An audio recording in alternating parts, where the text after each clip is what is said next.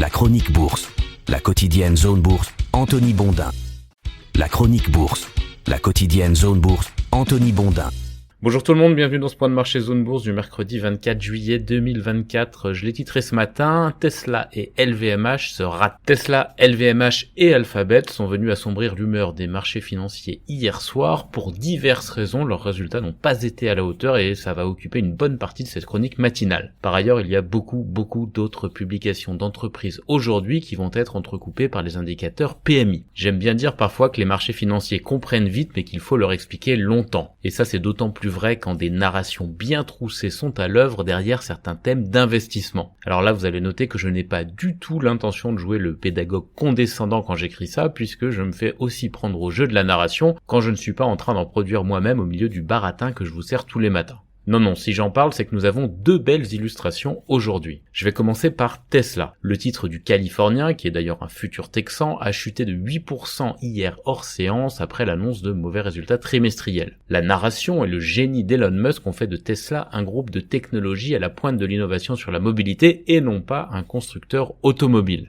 C'est d'ailleurs la raison pour laquelle le marché accepte de payer l'action 113 fois ses résultats 2024, alors qu'il ne consacre que 3, fois aux résultats de Stellantis. Jusqu'à présent, Tesla est toujours considéré comme un groupe de technologie, mais depuis quelques mois, il n'écrase plus tout sur son passage. D'ailleurs, Elon Musk a beau gesticuler et multiplier les annonces fracassantes, il a de plus en plus de mal à empêcher l'entreprise de devenir banale. Et là, banale, ça signifie qu'elle est confrontée à des problématiques de constructeurs automobiles, marché mature, concurrence accrue ou décisions d'investissement longues. Le marché, lui, il pensait que Tesla allait monter jusqu'au ciel parce que c'est l'histoire qui avait été mise en place. Alors tout n'est pas acheté, le groupe garde bien sûr des atouts considérables, mais une partie de la magie s'est quand même évaporée, et 113 fois les résultats sans magie, c'est un petit peu compliqué à tenir. Comme il n'y a aucun rationnel à chercher côté performance financière pour le moment, Elon Musk est contraint de s'épancher sur les robotaxis, la domiciliation de la société, la géopolitique, l'intelligence artificielle et tutti quanti, et ça ne fonctionne pas toujours. Ma seconde illustration, c'est LVMH. Alors ne me jetez pas des cailloux tout de suite, nous sommes sur des multiples qui sont bien plus raisonnables que Tesla, 22 fois les résultats de l'année en cours, et on est sur une narration qui est différente. Le groupe a publié hier soir des performances trimestrielles inférieures aux attentes malgré tout, qui sont marquées par le ralentissement de plusieurs marchés clés. On a déjà parlé dans cette chronique plusieurs fois du ralentissement de la consommation en Chine qui a de gros impacts sur les dossiers du luxe. Et donc là aussi l'histoire est un petit peu cassée depuis quelques trimestres. Je rappelle qu'entre 2015 et 2021, l'action LVMH a connu un parcours digne d'une grosse technologie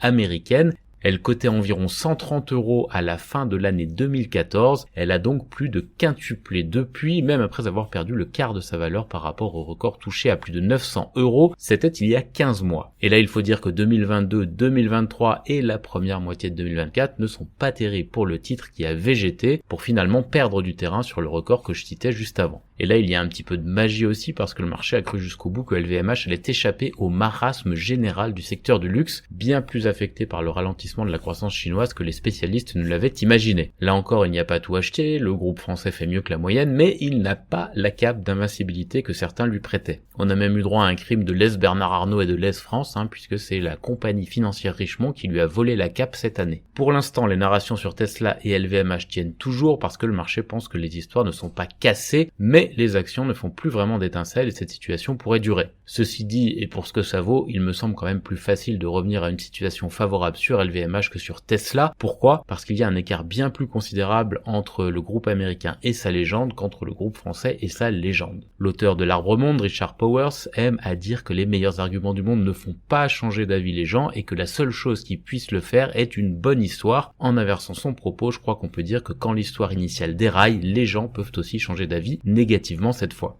Les résultats publiés hier soir par Tesla et LVMH sont donc des déceptions pour le marché qui se concentrent tous les 3 mois sur les chiffres et un petit peu moins sur la narration. Le truc c'est qu'Alphabet a déçu aussi, même si le titre limite son repli à 2% hors séance. La maison mère de Google n'est pas à plaindre, mais il manque un petit peu d'effet waouh, notamment celui lié à l'intelligence artificielle qui est partout mais dont on a encore un petit peu de mal à voir les retombées sonnantes et trébuchantes, à part bien sûr du côté des vendeurs de matériel comme Nvidia. Alors tout cela c'était destiné à vous montrer que 3 des entreprises capables capables de réveiller le marché ont raté le coche hier, et ça complique évidemment le réveil des places occidentales. Jusqu'à présent, les grosses déceptions étaient venues d'Europe, on a donc aussi des déceptions du côté des États-Unis. Si le mouvement s'étend, l'ambiance risque de ne pas être fofolle cet été. En tout cas, la séance du jour est encore marquée par une myriade de résultats d'entreprises, trop pour les compter sur les doigts de la main et des pieds. Je vous détaillerai la liste un petit peu plus tard. L'autre attraction du jour, ce sont les indicateurs d'activité PMI qui rendent compte de la confiance des directeurs d'achat d'entreprises dans les grandes économies, je vous le rappelle. Le premier indicateur, il est tombé cette nuit au Japon et il n'était pas terrible. Le PMI manufacturier flash est à 49,2 points. Ça veut dire qu'il est en zone de contraction alors que le marché attendait 50,5 points.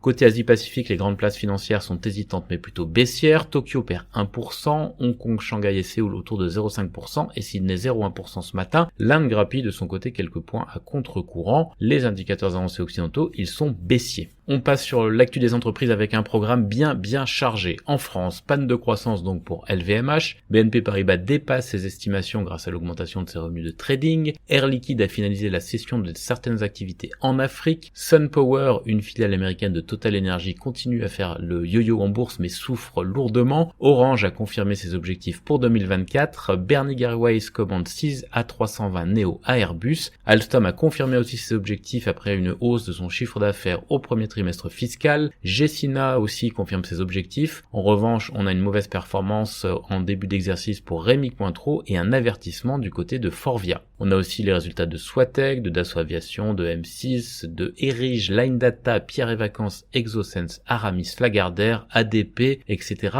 etc. Je vous signale aussi une OPA qui se profile à 24,25 € par action, dont 5,29 € de dividendes sur Exclusive Networks par le fonds d'investissement CDR. À l'international, en Europe, le fonds souverain d'Abu Dhabi s'intéresse aux glaces de Nestlé. Par ailleurs, le groupe suisse serait visé par une enquête sur des forages non autorisés en France. Unicredit affiche un bénéfice supérieur aux prévisions pour le T2. C'est pareil pour Banco Santander qui a augmenté ses résultats de 20%. La Deutsche Bank, en revanche, est en perte trimestrielle après une provision importante. Equinor enregistre une baisse de son bénéfice au T2 mais dépasse les attentes. Les commandes d'ASM International dépassent elles aussi les attentes. On a plein d'autres résultats aujourd'hui. Iberdrola, Porsche, Universal Music Group, Kering, Reckitt, DSV, Deutsche Börse, Michelin, Endesa, Repsol, etc., etc. Il y en a des dizaines. Côté continent américain, Tesla chute donc de 8% après des résultats décevants et Alphabet perd 2% après ses trimestriels. Visa est aussi en baisse, en moins 3% après ses résultats du T2. En revanche, Texas Instruments et Seagate montent hors séance après leurs propres chiffres. Apple prend au sérieux l'iPhone pliable. Selon The Information, une sortie en 2026 serait possible. Une filiale d'Amazon est soupçonnée de fraude fiscale en Italie et Qatar Airways a passé une commande de 20 B777 à Boeing. Boeing qui va reprendre la livraison de son B737 MAX à la Chine. Côté agenda des publis aux États-Unis, Thermo Fisher, ServiceNow, IBM, Nextera, AT&T, KLA, Boston Scientific, Fiserv, Chipotle, Waste Management, General Dynamics, CME Group ou encore Ford. Ailleurs dans le monde, la société chinoise Chengge, je ne sais pas si ça se prononce comme ça, acquiert la moitié du projet tanzanien de l'Australien Peak Rare Earth. Foxconn investit 1 milliard de yuan, ça représente environ 138 millions de dollars dans un nouveau siège social en Chine. Et on a aussi pas mal de publications ailleurs dans le monde. PT Banque Centrale Asia, Larsen & Toubro, Vodacom, Axis Bank, Samsung Biologics, Bajaj Finserv, SBI Life Insurance ou encore Samsung CET Corporation. Voilà, c'est terminé pour ce point de marché du jour. Je vous souhaite une très belle journée.